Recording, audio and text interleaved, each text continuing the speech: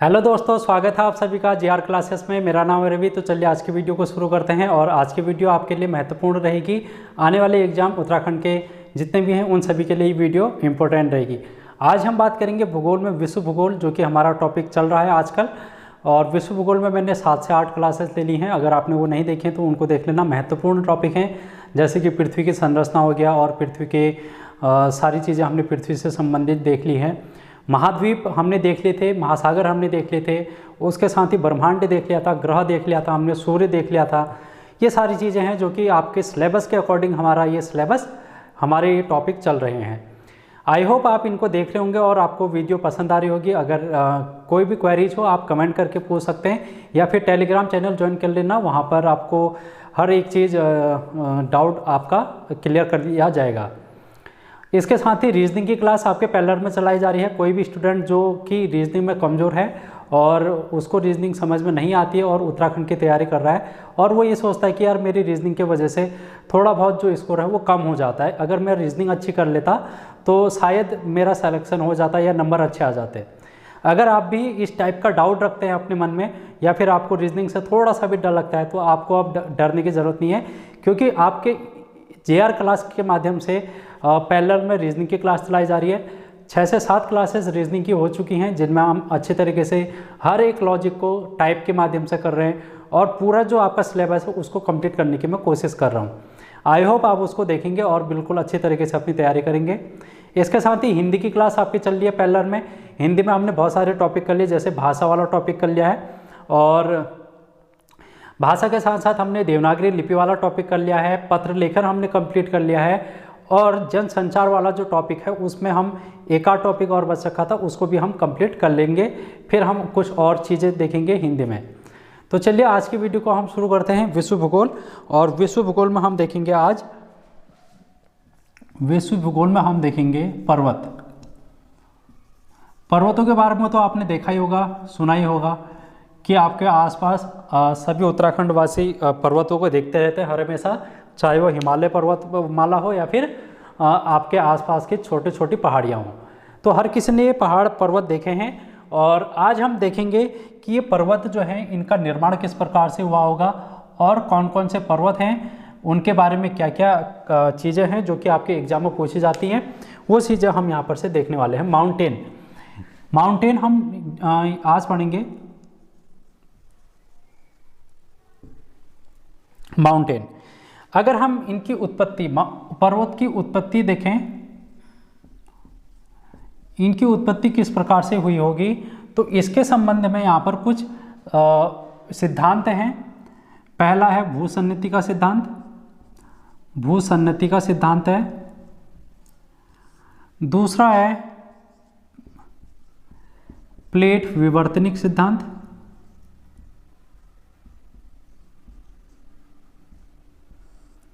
तीसरा है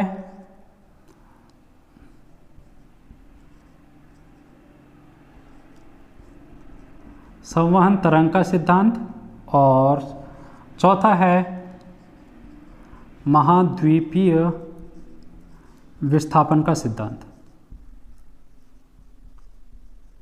महाद्वीपीय विस्थापन का सिद्धांत। तो इतनी चीज़ें हैं जो कि आपको यहाँ पर से देखनी है। और यहाँ से क्वेश्चन इस प्रकार से पूछा जाएगा आपके कि ये जो भूसन्निधि सिद्धांत है ये किस वैज्ञानिक ने दिया। तो कोबर नाम के एक व्यक्ति थे जिन्होंने भूसन्निधि का सिद्धांत दिया है, कोबर। और फिर प्लेट विवर्तनिक हैरी हेस। फिर संवहन का होम्स ने दिया था।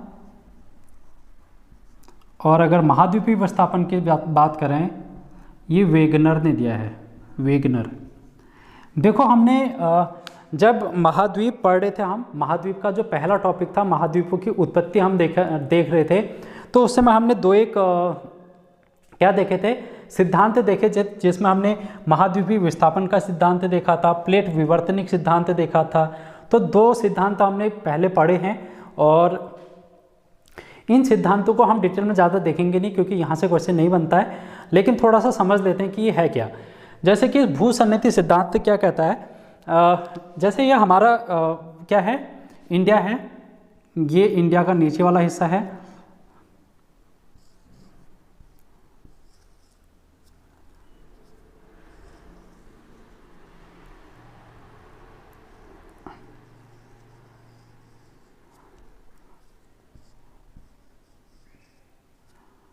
इस तरीके से। और ये एक दो भागों में बटा हुआ था पहले। एक तो है यहाँ पर है अंगारा लैंड, अंगारा लैंड जो कि इसके उत्तर में है, और दक्षिण में क्या है, गोंडवाना लैंड, गोंडवाना लैंड। अब देखो इनके मध्य में यहाँ पर एक सागर है, इनके मध्य में एक सागर है जिसका नाम है टेथिस सागर, जिसका नाम है टेथिस सागर। अब क्या होता है कि गोंडवाना लैंड का जो यहाँ से जो नदियाँ निकलती हैं वो टेथिस सागर में चली जाती हैं, और इसी प्रकार से जो अंगारा लैंड की नदियाँ हैं वो भी नीचे को आते हैं और इस टेथिस सागर में आ जाती हैं।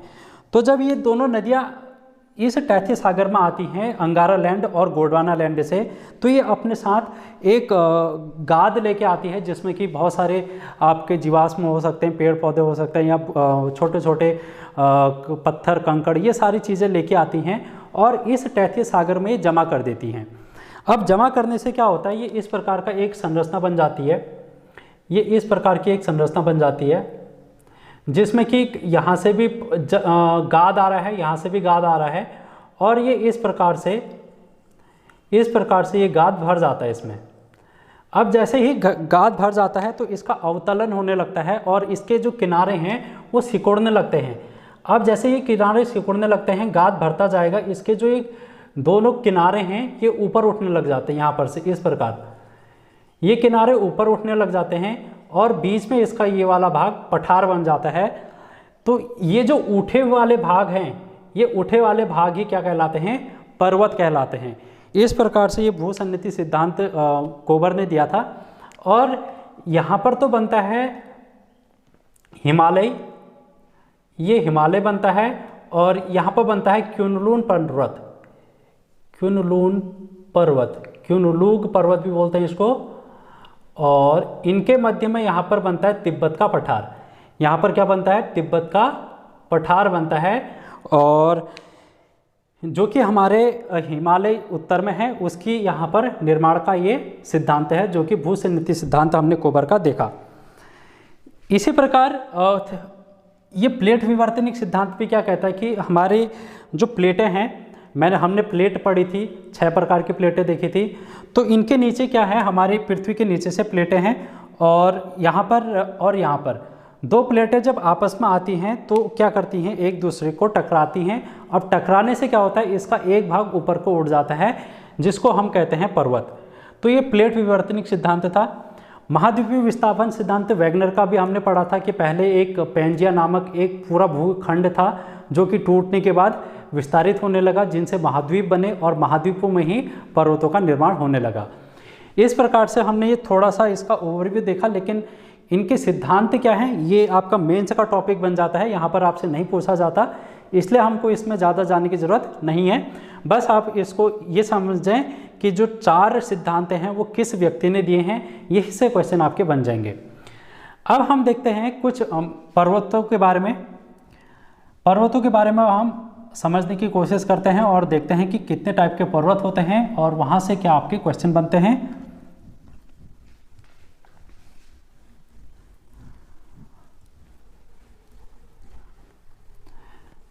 आपने एक नाम सुना होगा पर्वत और एक नाम सुना होगा आपने पहाड़ी, इनमें क्या अंतर होता है, क्या आपको पता है?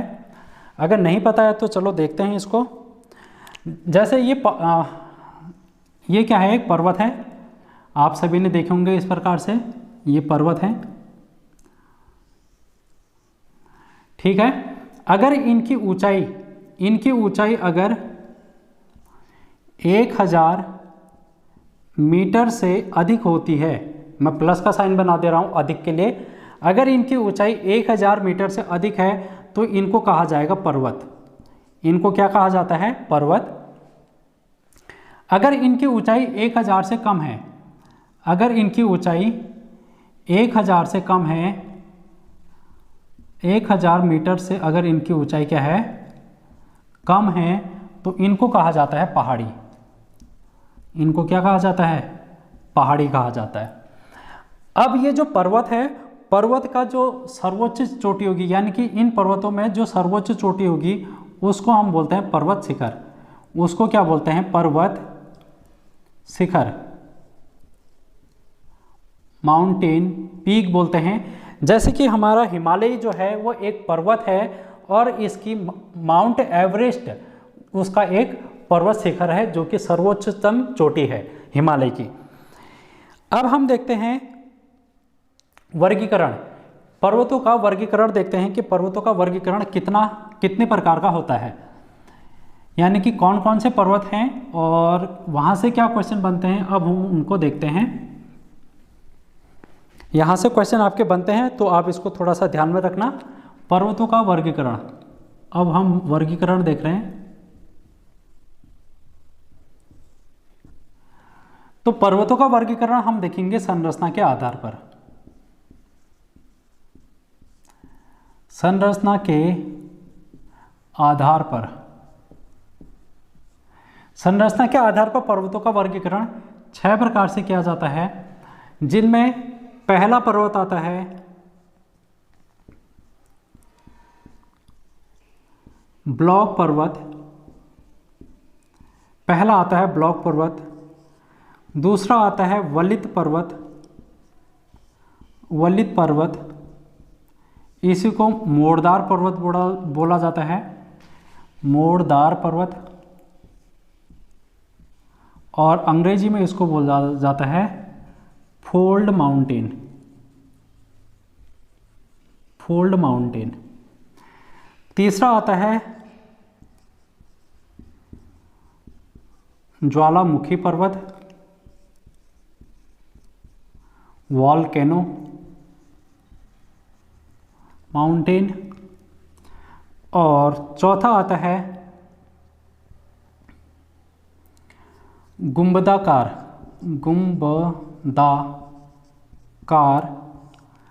पर्वत। गुंबदाकार पर्वत को बोलते हैं डोम माउंटेन, DOME, डोम माउंटेन। पांचवा प्रकार का है अवशिष्ट पर्वत। अवशिष्ट पर्वत, इसको इंग्लिश में बोला जाता है रेसिडुअल माउंटेन। Residual mountain. अंतिम प्रकार का है मिश्रित पर्वत, या इसी को जटिल पर्वत भी बोला जाता है, जटिल पर्वत।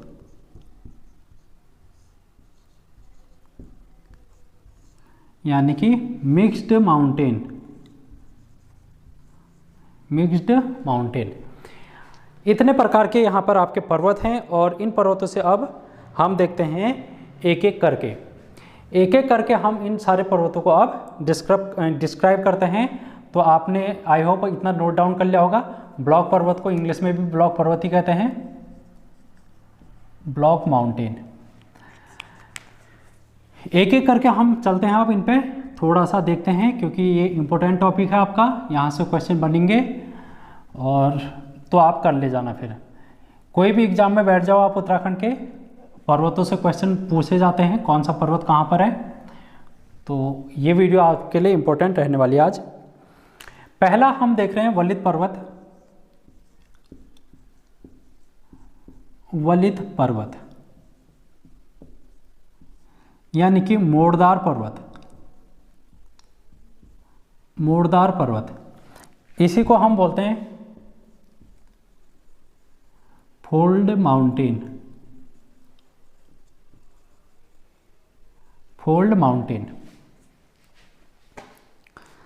अब देखो, अभी मैंने कहा कि जो पर्वत है उनका निर्माण प्लेटों से भी हो रखा है। प्लेटों के गतिशीलता के कारण, जैसे कि प्लेट विवर्तनिक सिद्धांत कहता है।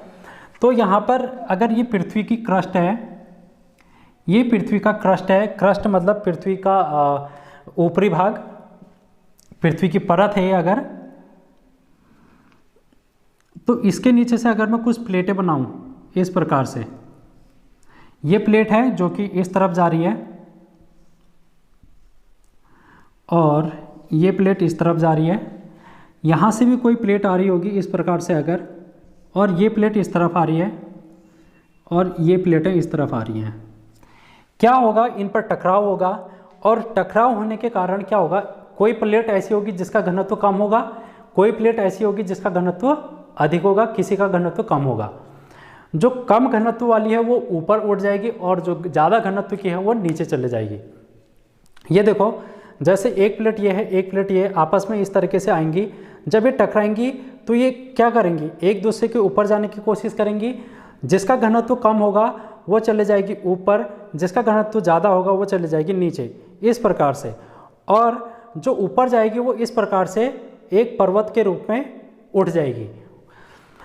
तो यहीं पर देखो, अगर इसका घनत्व कम है और इसका घनत्व अगर अधिक है तो ये नीचे की ओर आ जाएगी और ये ऊपर की ओर उठ जाएगी इस तरीके से। यहाँ पर से ये क्या होगा, ऊपर की ओर उठ जाएगा, ये नीचे की ओर आ जाएगी, ये वाली प्लेट इसके नीचे धंस जाएगी और ये वाली प्लेट ऊपर की ओर आ जाएगी। और जब ये पृथ्वी के ऊपर आएगी तो पृथ्वी का कुछ भूभाग होगा, मिट्टी चट्टानें मिट्टी पर होंगी उसमें, तो ये जो है यहाँ पर से ऊपर को उठ जाएगा ये वाला हिस्सा, तो यहाँ पर एक बन जाएगा पर्वत। यहाँ पर क्या बन जाएगा, पर्वत बन जाएगा। तो इस प्रकार से यहाँ पर जो पर्वत बनेंगे,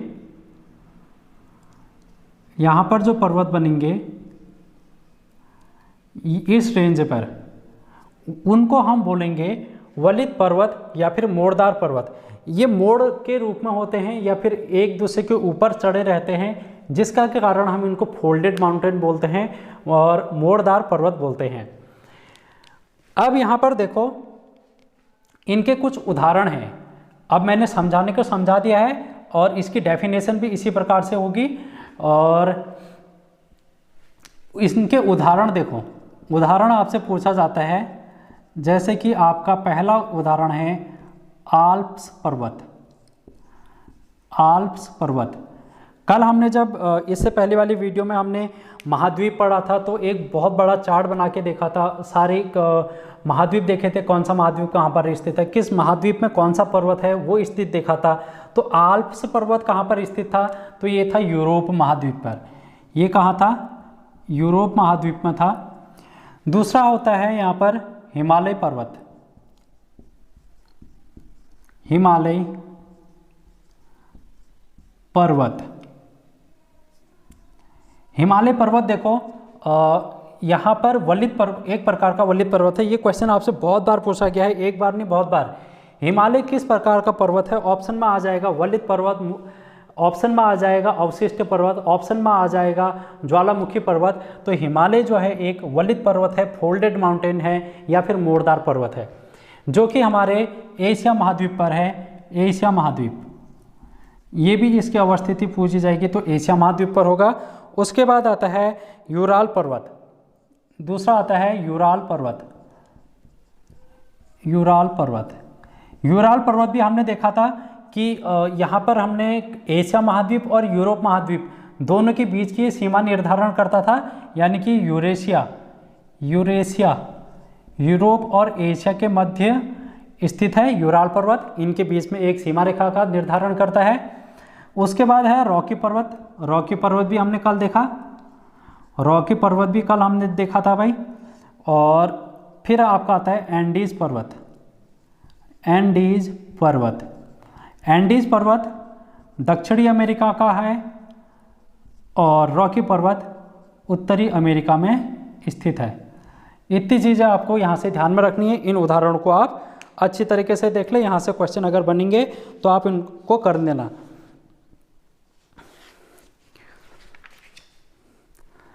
अब हम आगे को चलते हैं और फिर देखेंगे यहाँ से किस टाइप के क्वेश्चन और हैं जो कि आपके बनते हैं।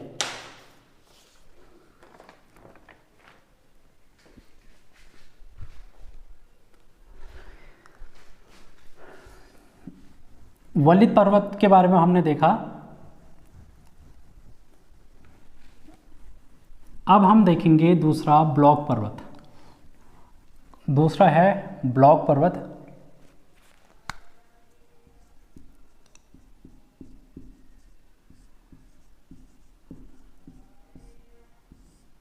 ब्लॉक पर्वत। अब देखो ये हमारी भू प्रॉपर्टी है इस प्रकार से।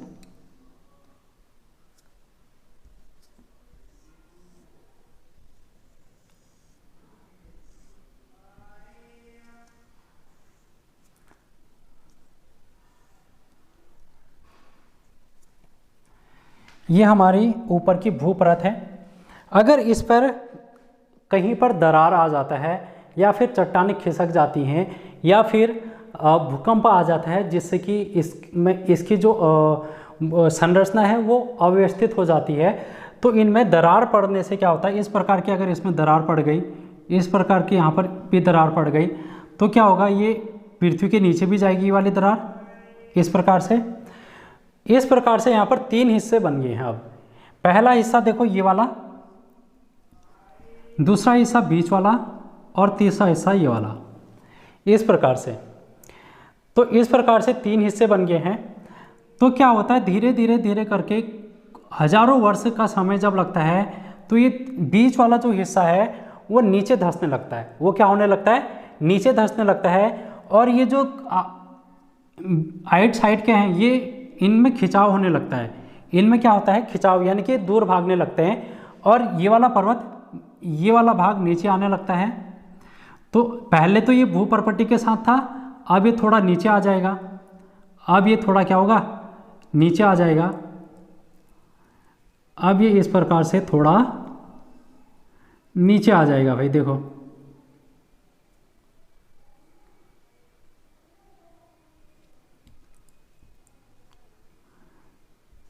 इस प्रकार से ये क्या आ जाएगा, नीचे आ जाएगा। तो क्या होगा, ऊपर 2 हिस्से उठ गए हैं और एक हिस्सा नीचे बीच में धंस गया है। ये वाला हिस्सा नीचे धंस गया है। तो ये जो ऊपर वाले उठे वाले हिस्से होते हैं इन्हीं को बोला जाता है ब्लॉक पर्वत। इन्हीं को बोला जाता है ब्लॉक पर्वत। और ये जो बीच में जो धंसा वाला भाग होता है इसको बोलते हैं रिफ्ट घाटी। इसको बोलते हैं रिफ्ट घाटी। यह आपसे क्वेश्चन पूछ लिया जाता है, 2 ब्लॉक पर्वतों के बीच की घाटी को क्या कहा जाता है, तो रिफ्ट घाटी इसको कहा जाता है। और इनमें खिंचाव होगा, इनमें क्या होगा, खिंचाव होगा। और ये जो बीच वाला हिस्सा है वो नीचे की ओर जाएगा। ऐसा भी हो सकता है कि ये बीच वाला हिस्सा ऊपर की ओर उठ जाए और आइड और साइड की ये जो साइड की भाग है ये नीचे धंस जाए। तो इस प्रकार से भी ब्लॉक पर्वत का निर्माण होता है। लेकिन आपको ये वाला ध्यान में रखना है कि किस प्रकार से ब्लॉक पर्वत हैं और ये किस प्रकार से उठे हुए हैं, दोनों हिस्से इनके उदाहरण की अगर मैं बात करूं, उदाहरण, तो पहला उदाहरण है वॉर्सजेस पर्वत, जो कि है कहाँ आपका, फ्रांस में। वॉर्सजेस पर्वत है फ्रांस में। दूसरा है आपका ब्लैक फॉरेस्ट, ये आपका जर्मनी में पड़ेगा। अगर हम बात करें और तो सॉल्ट रेंज ये पाकिस्तान में पड़ेगा। अगर हम भारत की बात करें तो विंध्य और सतपुड़ा की पहाड़ियाँ, सतपुड़ा, इतनी चीज़ है जो कि आपको ध्यान में रखनी है। ब्लॉक पर्वत से विंध्य और सतपुड़ा को हम अभी और देखेंगे, ये किसी और पहाड़ियों के अंतर्गत भी आते हैं, लेकिन अभी आप ये ध्यान में रखो कि ये ब्लॉक पर्वत के अंतर्गत भी आती हैं विंध्य और सतपुड़ा की पहाड़ियाँ। इसके अलावा सिएरा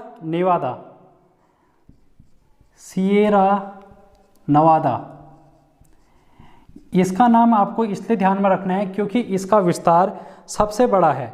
सबसे बड़ा ये ब्लॉक पर्वत है, सबसे बड़ा है ये। तो इतनी चीज़ है ब्लॉक पर्वत से जो कि आपको ध्यान में रखनी है। अब हम चलते हैं नेक्स्ट पर्वत पर, और जिसको बोलते हैं गुंबदाकार पर्वत, जिसको क्या बोलते हैं, गुंबदाकार पर्वत। तीसरा पर्वत है गुंबदाकार,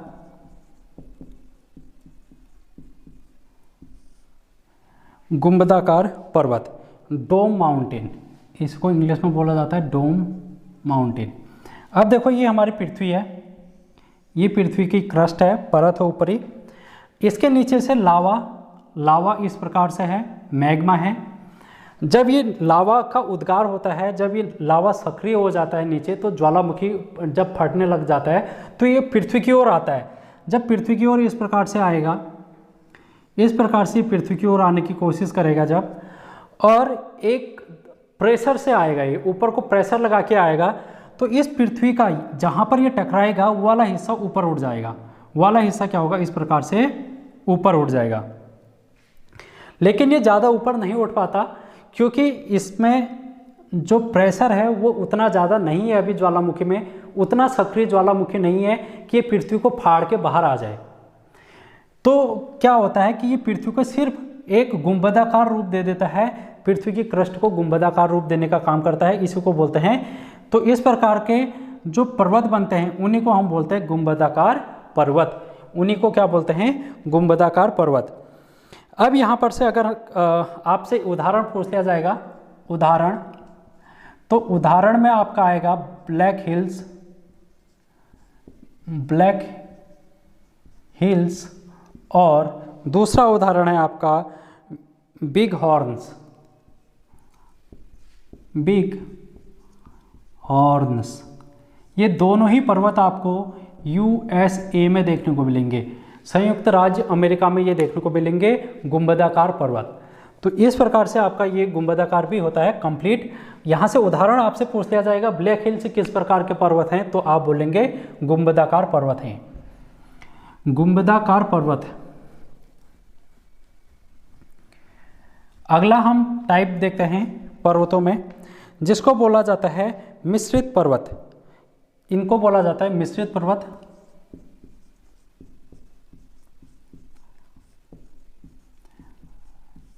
इनका कोई विशेष संरचना नहीं होती है, ये मिक्स रूप में होते हैं, तो इसीलिए इनका नाम मिश्रित पर्वत या फिर जटिल संरचना इनकी होती है, और इनकी कोई एक विशेष संरचना नहीं होती है। जिस प्रकार से हमने गुंबदाकार पढ़ा, जिस प्रकार से हमने वलित पर्वत पढ़ा, जिस प्रकार से हमने ब्लॉक पर्वत पढ़ा, वैसे इनकी कोई विशेष संरचना नहीं होती, लेकिन एक जटिल प्रकार की संरचना पाई जाती है, तो उन्हीं को हम बोलते हैं मिश्रित पर्वत। यहाँ से एक आपका उदाहरण पूछ लिया जाता है नाकोंडा श्रेणी, नाकोंडा श्रेणी के पर्वत है, यही आपसे एक उदाहरण है मिश्रित पर्वत का जो कि पूछा जाएगा। तो ये आपसे को बताना है कि ये USA में है, USA में है ये वाला पर्वत, मिश्रित पर्वत। तो 4 हो गए हमारे मिश्रित पर्वत, हमने देख लिया। अब हम देखेंगे ज्वालामुखी पर्वत, अब हम देखेंगे ज्वालामुखी पर्वत। 5वां है ज्वालामुखी पर्वत, इसी को बोला जाता है वॉल्केनो माउंटेन, वॉल्केनो माउंटेन। इसी को संग्रहित पर्वत भी बोला जाता है, संग्रहित पर्वत। आप देखो ज्वालामुखी के नाम से ही, अभी देखो हमने गुंबदाकार पर्वत पढ़ा तो उसमें भी ज्वालामुखी उत्पन्न हो रहा है, लेकिन वो ज्वालामुखी बाहर नहीं आ पा रहा है, उसमें इतना प्रेशर नहीं है कि वो बाहर आ पा रहा है, उसका उद्गार बाहर नहीं आ पा रहा है। लेकिन ये जो ज्वालामुखी पर्वत है, ये पृथ्वी के नीचे से इस प्रकार से जब मैग्मा उत्पन्न होगा तो ये पृथ्वी को फाड़ के ऊपर आ जाएगा, ऊपर को जब फाड़ के आएगा तो ये बना देगा पृथ्वी पर ऊपर गुंबदाकार संरचना। और ये मैग्मा, जब यहाँ पर से मैग्मा आएगा, लावा आएगा, तो ये इस प्रकार से बहता हुआ आएगा, इस प्रकार से बहता हुआ आएगा, ये इस प्रकार से बहता हुआ ये पृथ्वी पर आएगा और ये चट्टानें बना देगा। यहाँ पर क्या बना देगा ये, जब ये ठंडा होगा मैग्मा तो इस प्रकार की ये चट्टानें बना देगा, जिनको हम बोलते हैं ज्वालामुखी पर्वत, जिनको क्या बोला जाता है, ज्वालामुखी पर्वत बोला जाता है। जैसे फ्यूजियामा ये कहाँ पर है? जापान में। आपने देखा होगा कि जापान में अक्सर ज्वालामुखी आया करते हैं, तो ज्वालामुखी आने से यहाँ पर एक फ्यूजियामा पर्वत है जिसका निर्माण हो चुका है, और यहाँ से क्वेश्चन पूछा जाएगा कोटोपैक्सी। कोटोपैक्सी, ये कोटोपैक्सी पर्वत जो है ये आपका इक्वाडोर में मिलेगा। इक्वाडोर, कोटोपैक्सी पर्वत कहाँ पर है? तो ये है इक्वाडोर में। किस प्रकार का पर्वत है? तो ये ज्वालामुखी पर्वत है। अब देखो लास्ट पर्वत हम चलेंगे, अवशिष्ट पर्वत। और अवशिष्ट पर्वत आपके लिए बहुत इंपॉर्टेंट है, क्योंकि भारत के जितने भी दक्षिण में पर्वत हैं वो अवशिष्ट पर्वतों से, अवशिष्ट चट्टानों से ये बने हैं। इनको अवशिष्ट पर्वतों की श्रेणी में रखा गया है। अवशिष्ट पर्वत,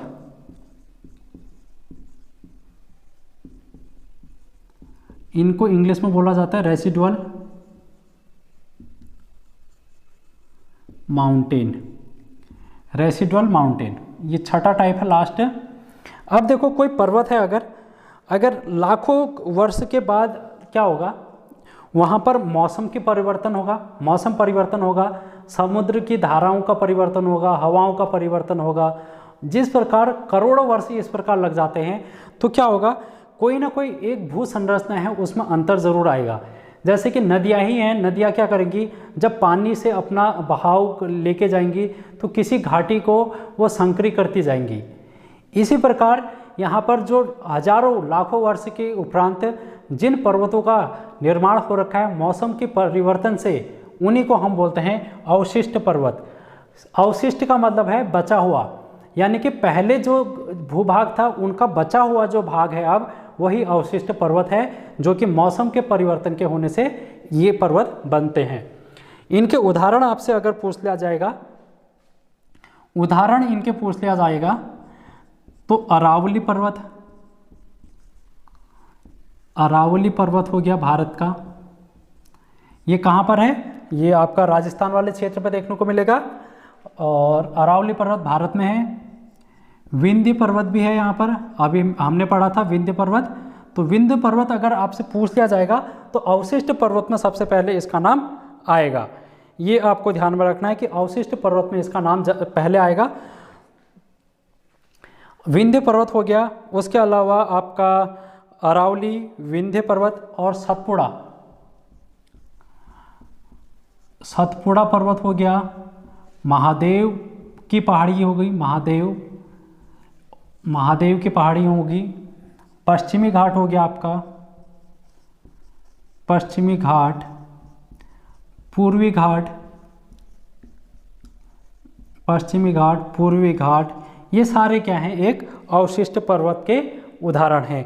पारसनाथ एक आपका आता है, पारसनाथ, पारसनाथ पर्वत, ये सब क्या है, अवशिष्ट पर्वत के उदाहरण हैं। जो पारसनाथ है ये आपका झारखंड में देखने को मिलेगा, झारखंड।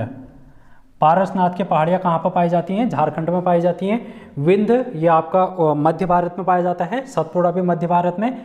पश्चिमी घाट जो कि केरल वाला भाग है, केरल कर्नाटक वाला, और पूर्वी घाट आपका आंध्र प्रदेश वाला हिस्सा है, उड़ीसा, आंध्र प्रदेश, तमिलनाडु वाला हिस्सा। तो ये वाली चीज़ें हैं जो कि आपको ध्यान में रखनी है। इन पर्वतों के बारे में हम और पढ़ेंगे जब हम भारत का भूगोल पढ़ेंगे। भारत के भूगोल में इनको और अच्छी तरीके से हम देखेंगे, लेकिन अभी आपने सिर्फ अवशिष्ट पर्वत का उदाहरण देखना था, इसलिए आपने सिर्फ इनके नाम देखे। तो वीडियो कैसी लगी कमेंट करके ज़रूर बताना। आज की वीडियो में इतना ही। कल की वाली वीडियो में हम और चीज़ें लेके आएंगे, जैसे कि आपके पर्वत पठार हो गया, मैदान हो गया, उन चीज़ों को हम लेके आएंगे और इस तरीके से आगे को बढ़ते रहेंगे। आपके आने वाले एग्जाम तक हम सिलेबस को कंप्लीट कराने की कोशिश ज़रूर करेंगे। तो thank you so much. Video को शेयर लाइक कर लेना।